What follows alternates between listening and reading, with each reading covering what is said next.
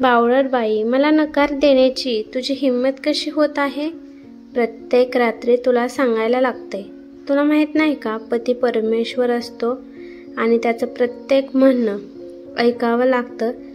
आधीच मुलीला जन्म दिला आहे, वरून तुझी ही नाटके सुरू आहेत आणि तू मला स्पर्शही करून देत नाही. स्वतःला खूप सती सावित्री समजत आहेस का? दारूच्या नशेत असलेला रोहन शीतलवर चढत होता आणि तिला खाली दाबत होता. तिच्या गळ्यावर हात ठेवून म्हणाला की तुझ्या मित्रांसोबत खूप काही करत असतेस की, आणि नवऱ्यापाशी यायचं म्हणल्यावर तू रडकुंडी तोंड करतेस. हे बघ बाई, यावेळेस मला मुलगा पाहिजे आणि काही नाटक केलं ना तुझा जीवच घेईल. नशेमध्ये असणारा रोहन समजत नव्हता की तो शीतलचा गळा खूप जोरात दाबत आहे. त्या परिस्थितीतून स्वतःला सोडवण्याचा शीतल खूप प्रयत्न करू लागली. कोणताच ऑप्शन न मिळाल्यामुळे शीतलने जोरात त्याच्या 2 पायाच्या मध्ये लात मारली. जोरात लात मारल्यामुळे रोहन वेदनेने तडफडू लागला.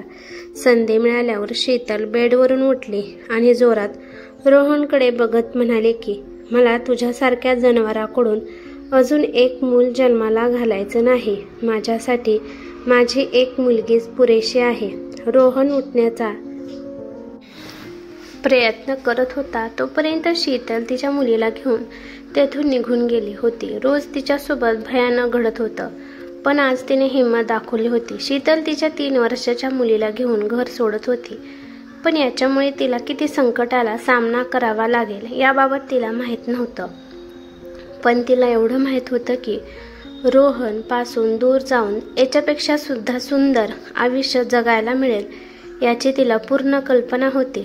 गडबडीमध्ये बेडखाली लपवलेले पैसे शीतलने घेतले आणि आपल्या मुलीला शालीमध्ये गुंडाळून घेतले. जाताना शीतलच्या डोळ्यात अश्रू आले होते, पण तिने पाठीमागे वळून पाहिले नाही. तिला वाईट वाटत होतं की या घरात तिने 5 वर्ष घालवले, पण हे घर तिचं होऊ शकलं नाही. प्रत्येक दिवस तिने असाच रोहनचा मार खाऊन हे 5 वर्ष घालवले होते. डिसेंबरचा महिना चालू होता. सगळीकडे खूप थंडी वाजत होती.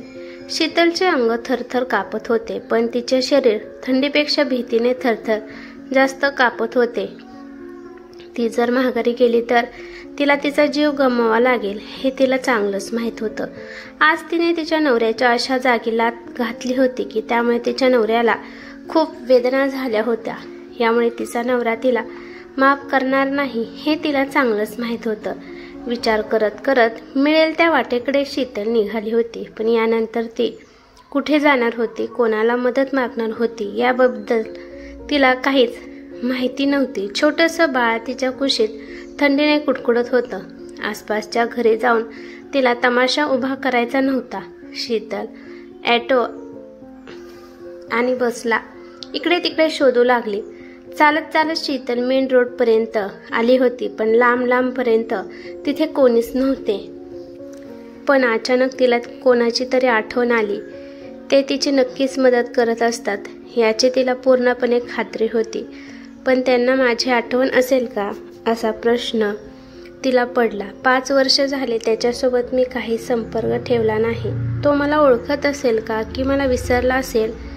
काही पण होऊ दे, एकदा प्रयत्न करून बघावं अशी ती मनातल्या मनात ठरवते. पुढे चालत असताना तिला एक बंगला दिसला आणि त्या बंगल्यापाशी सेक्रेटरी गार्ड होता.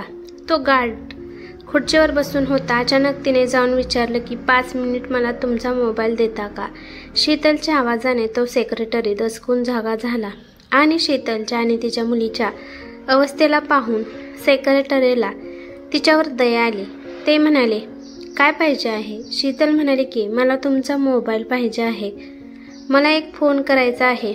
सेक्रेटरीने तिची अवस्था पाहून लगेचच मोबाईल दिला.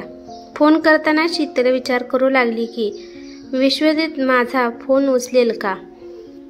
सेक्रेटरी तिला म्हणाला की बाळाला माझ्यापाशी द्या आणि तुम्ही फोन करा. तिने सेक्रेटरीपाशी तिची मुलगी दिली आणि तिने विश्वजितला फोन केला. घाबरत शीतलने विश्वजितला फोन केला. फोनची रिंग वाजत होती, पण कोणी फोन उचलत नव्हते. कदाचित त्याने नंबर तर बदलला नसेल ना असा ती विचार करते. आता मी आणि माझी मुलगी कुठे जाणार असे अनेक प्रश्न तिच्या डोक्यात घुमत होते. निराश होऊन शीतल फोन कट करू लागली, पण तोपर्यंत तिकडून एक आवाज आला. हॅलो. शीतल विचार करू लागली की याला काय बोलावे. तिकडून अजून एकदा हॅलो म्हणून आवाज आला. शीतल विचारातून बाहेर आली आणि हळूच त्याला म्हणाली, मी. शीतल घाबरून विश्वजित तिला म्हणाला की तू इतक्या रात्री फोन का केला आहे? तू ठीक आहेस ना? तुझी मुलगी कुठे आहे आणि तुझा नवरा रोहन कुठे आहे? विश्वजितने घाबरून प्रश्न विचारले. शीतलचा कंठ दाटला होता. ती तिचा कंठ दाबत विश्वजितला म्हणाली की मी बँकपाशी कृष्णा निवास या बंगल्यापाशी आहे. तू इथे येऊ शकतोस का? विश्वजित म्हणाला, हो मी आत्ताच येतो. विश्वजितने फोन ठेवून दिला. सेक्रेटरीने त्याची खुर्ची तिला दिली आणि म्हणाला की मॅडम तुम्ही आरामशीर बसा. मला असं वाटत आहे की तुम्ही कोणत्या तरी मोठ्या टेन्शनमध्ये आहात. सेक्रेटरीने तिच्या मांडीवर तिच्या मुलीला दिले आणि तिच्यासाठी थर्मॅक्समधून एक कप चहा आणला आणि तिला दिला. ती नको म्हणत होती, पण सेक्रेटरी म्हणाला की घ्या मॅडम, खूप थंडी वाजत आहे. गरम चहा पिल्यामुळे शीतलला जरा बरे वाटले. काही वेळातच विश्वजित तिथे पोचला. आल्या आल्या विश्वजितने तिच्या मुलीबद्दल विचारले. तिने तिच्या मांडीवर झोपलेल्या मुलीकडे इशारा केला. विश्वजितने लगेचच त्या मुलीला उचलून घेतले. सेक्रेटरी हळू आवाजात विश्वजितला म्हणाला की असं वाटत आहे की मॅडमसोबत काहीतरी वाईट घडलं आहे, कारण यांच्या गळ्यावर कशाची तरी निशाण आहे. विश्वजितने पाहिलं की शीतल थंडीने कुडकुडत आहे, तर त्याने त्याचा कोट तिला दिला. शीतलने कोट घातला आणि शांतपणाने विश्वजितच्या पाठीमागे चालू लागली. विश्वजित पुढे मुलीला घेऊन चालत होता. विश्वजितने मुलीला पाठीमागच्या सीटवर आरामशीरपणे झोपवले आणि तिला ड्रायव्हिंग सीटवर बसायला सांगितले. शीतल पण शांतपणाने ड्रायव्हिंग सीटवर च्या शेजारी जाऊन बसली. दोघे गाडीत पण शांत होते आणि घरी गेल्यावर पण दोघे शांत होते. त्याने मुलीला शांतपणाने येऊन बेडवर झोपवल्याने अंगावर ब्लँकेट टाकले. विश्वजितने तिला पण झोपाय सांगितले आणि तिच्या अंगावर ब्लँकेट टाकले. शीतल विश्वजितला काहीतरी म्हणणार होती, पण त्याने तिला बोलून दिले नाही. त्या दोघीला शांत झोपून विश्वजित बाहेर हॉलमध्ये सोफ्यावर जाऊन झोपला. झोपताना शीतल विचार करू लागली की या घराचे मालक बाहेर थंडीत झोप्यावर झोपले आहेत आणि मी इथे, हे बरोबर वाटत नाही. पण तिच्याकडे दुसरा ऑप्शन नव्हता. बेडवर झोपल्यावर तिला समजले की तिला खूप थकवा आला आहे. जसे तिने डोळे झाकले तिला लगेच झोप आली. सकाळी किचन घरातून येणाऱ्या भांड्याच्या आवाजामुळे शीतल झोपेतून उठली. तिने बाहेर येऊन पाहिलं तर विश्वजित चहा नाश्त्याची तयारी करत होता. शीतल बाहेर आली आणि म्हणाली, तू तुझ्या ऑफिसची जायची तयारी कर, मी नाश्ता बनवते. विश्वजित म्हणाला, मला याची सवय आहे, तू जाऊन अजून वेळ झोप. विश्वजितचं बोलणं ऐकून शीतलने भरल्या डोळ्याने त्याच्याकडे पाहिले. नेहमी विश्वजित तिच्या डोळ्यात पाहिल्यावर हरत असायचा आणि आज पण हरला आणि जाऊन त्याची तयारी करू लागला. आणि इकडे शीतल नाश्त्याची तयारी करू लागली. शीतलच्या हाताच्या आणि नाश्ता खाऊन त्याचं मन तृप्त झालं. त्यानंतर ऑफिसला जाताना विश्वजित शीतलला म्हणाला की मी ऑफिसला चाललो आहे, दुपारचं जेवण बनव आणि तू आणि परी तुम्ही दोघी खावा. शीतल, काळजी करू नका, मी संध्याकाळी लवकर घरी येतो. जोपर्यंत तिला विश्वजित दिसत होता तोपर्यंत ती त्याच्याकडे बघत होती. लग्नाच्या आधी पण विश्वजितला ती अशीच पाहत होती. विश्वजित तिच्या शेजारी राहणारा तिचा क्लासमेट होता. त्या दोघांचं एकमेकांवर खूप प्रेम होतं, पण दोघांची जात वेगळी होती म्हणून त्यांच्या घरातील या लग्नासाठी तयार नव्हते. आई वडिलांसाठी दोघांनी पण आपापल्या प्रेमाचा त्याग केला. विश्वजित गेल्यावर शीतल दरवाजा बंद केला आणि तिच्या मुली शेजारी जाऊन शीतल खूप वेळ झोपी गेली. तिच्या मुलीच्या रडण्याच्या आवाजाने ती उठली. तिने पाहिले तर 12 वाजले होते. झोपेतून उठल्यावर शीतलने गरम पाणी केले आणि तिच्या मुलीला अंघोळ घातली. तिच्यासाठी काहीतरी खायला बनवले आणि मग घर व्यवस्थित करून ती स्वतः पण अंघोळ करण्यासाठी गेली. तिच्या मुलीसाठी तिने तीच कपडे घातले. त्यानंतर तिने अंघोळ केल्यावर विश्वजितचा ट्रॅक सूट घातला. ऑफिसमध्ये गेल्यावर विश्वजितला शीतल आणि तिच्या मुलीची आठवण येत होती. त्याला अचानक आठवलं की त्या दोघींना पण कपडे घालण्यासाठी नाहीत. शिवाय शीतल नवीन जागे असल्यामुळे चिडचिड करत असेल. हा विचार करून अर्धी सुट्टी घेऊन विश्वजित घरी जाण्याचा विचार करतो. मॉलमध्ये जाऊन विश्वजितने शीतलसाठी आणि तिच्या मुलीसाठी काही कपडे आणि स्वेटर पण घेतले आणि शीतलच्या मुलीसाठी एक बाहुली पण खरेदी केली आणि तो घरी गेला. दुपारच्या वेळेस विश्वजित आला म्हणून ती आश्चर्याने त्याच्याकडे पाहू लागली. विश्वजितने आणलेले सगळे कपडे शीतलला दाखवले. शीतलची मुलगी तर बाहुली मिळाल्यामुळे खूप खुश झाली. ट्रॅक सूट घातला होता म्हणून शीतलने त्याची माफी मागितली. विश्वजित हसत म्हणाला, एका अटीवर मी तुला माफ करणार. पटकन माझ्यासाठी जेवाय बनव, खूप भूक लागली आहे. शीतल हसत किचनमध्ये गेली आणि त्याच्यासाठी भरलेले वांग्याची भाजी आणि भाकरी बनवू लागले. तोपर्यंत विश्वजित शीतलच्या मुलीसोबत खेळू लागला. जेवण करताना अचानक विश्वजितने शीतलला प्रश्न विचारला की असे अजून किती दिवस आयुष्य जगणार आहे.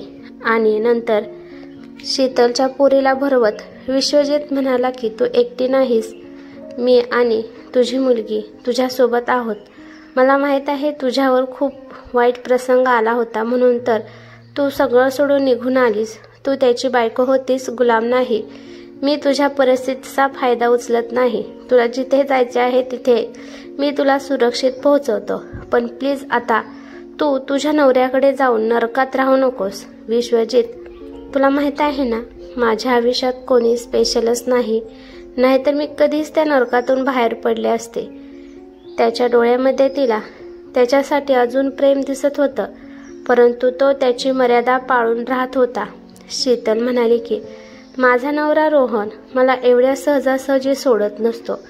त्यानंतर रडत रडत शीतलने त्या रात्री काय घडलं सगळं काही विश्वजितला सांगितलं. तिच्या गळ्यावर उमटलेले निशाण पण तिने दाखवले. ते निशाण पाहून विश्वजितला खूप वाईट वाटलं. त्याने तिच्या गळ्यावरून हळूच हात फिरवला आणि म्हणाला, शीतल, तू एवढी हिंमत दाखवली आहेस तर पुढे पण असेच मी तुझ्यासोबत आहे. मी तुला कोणताच त्रास होऊन देणार नाही. बोलत बोलत विश्वजितने तिला मिठीत घेतलं. तिने हा म्हणून डोकं हलवलं. दुसऱ्या दिवशी विश्वजितने ओळखीच्या वकिलांना सांगून रोहनबद्दल केस फाईल केली. जेलमध्ये जाऊन आपल्याला शिक्षा भेटेल या भीतीने रोहन घटस्फोट देण्यासाठी लगेचच तयार झाला. त्यानंतर विश्वजितने आणि शीतलने कोर्ट मॅरेज केले. आत शीतल विश्वजितच्या हातावर मनसोक्त झोपत होती. त्याने तिच्या कपाळावर चुंबन घेतले आणि शीतल झोपेतून उठली. ती म्हणाली, काय पाहिजे आहे? तो म्हणाला, 1 मिनिट. असं म्हणून विश्वजित बाहेर गेला आणि शीतलच्या मुलीला घेऊन आला आणि दोघांच्या मध्ये त्याने शीतलच्या मुलीला झोपवले. विश्वजित म्हणाला, आपली मुलगी आपल्यापाशी झोपणार, दुसरीकडे नाही. विश्वजितचं बोलणं ऐकून शीतलची मुलगी पण झोपेत हसत होती आणि विश्वजितच्या गळ्यात हात टाकून झोपे गेली. सख्खा बाप नसून पण विश्वजित शीतलच्या मुलीला किती प्रेम करतोय हे पाहून शीतलच्या डोळ्यातून अश्रू आले. ही कथा कशी वाटली ते मला कमेंट करून नक्की सांगा. कथा आवडली तर लाईक शेअर नक्की करा आणि चॅनलवरती नवीन असाल तर चॅनलला सबस्क्राईब करा. धन्यवाद.